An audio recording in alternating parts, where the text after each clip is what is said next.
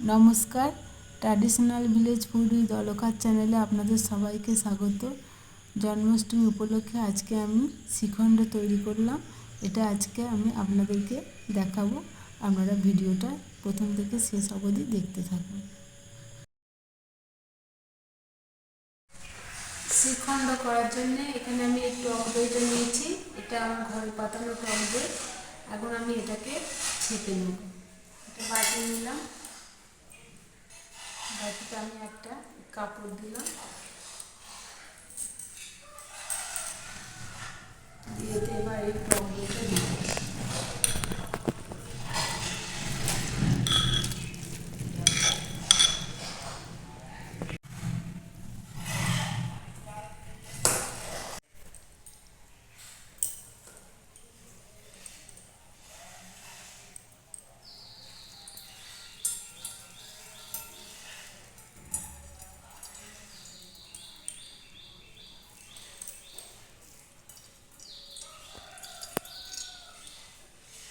এটা আমি কিছুক্ষণ এখন ঝুলিয়ে রেখে দেবো, তাহলে এটা থেকে জলটা সম্পূর্ণ বেরিয়ে যাবে।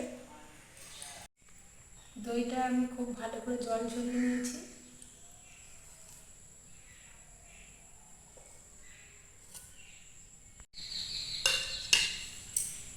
দইটা এখন এতে আমি নিয়ে নিলাম। একটা মিক্সিং জার নিচ্ছি, এতে আমি দইটা ভালো করে ফেটিয়ে নেবো।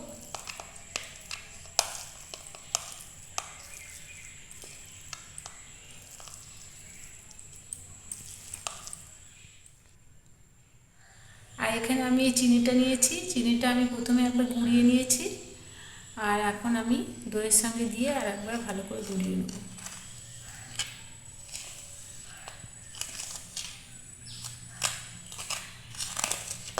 সব চিনিটা লাগবে না, মোটামুটি এতে আমি 5 চামচ মতো চিনি দিয়েছি। আর এতে এখানে আমি কিছুটা দুধের সর নিয়েছি, এই দুধের সরটাও এতে দিয়ে দেবো।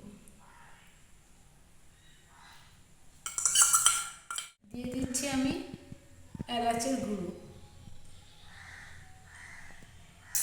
একসঙ্গে ভালো করে পেস্ট করে নেব।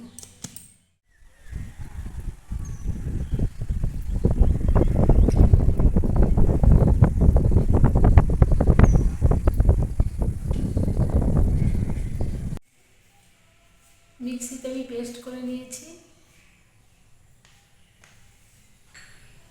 এখন এটা আমি বাটিতে তুলে নেব।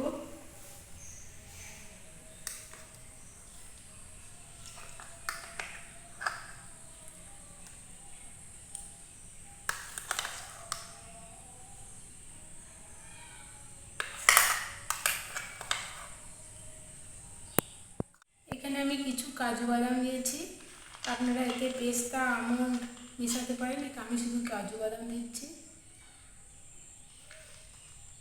এটাকে আমি একটু মিশিয়ে নিচ্ছি।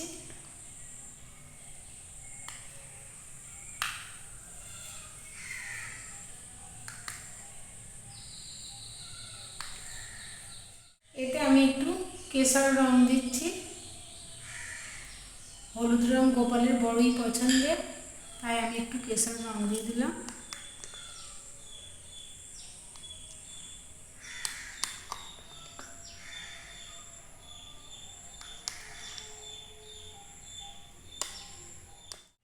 এটা এখন আমি আধ ঘন্টা ফ্রিজে রেখে দেবো।